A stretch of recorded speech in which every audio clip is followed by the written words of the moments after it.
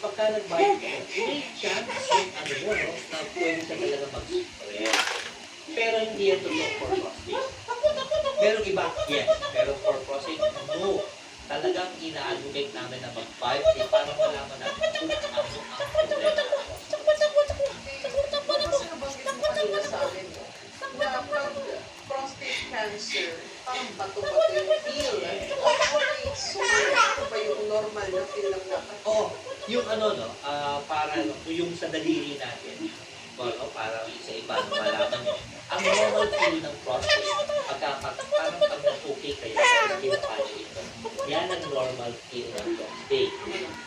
Bot, no?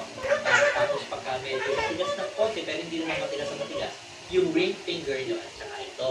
Yan. Ito, medyo matigas. No? Pero pagka sabihin natin matigas talaga, itong pinky, at saka itong yung thumb, no? Yung lalaki at yung diliit. Yan. Makikita mo ang tigas niya, oh. Yun. So, yun. Pagka ito or mas matigas na dito,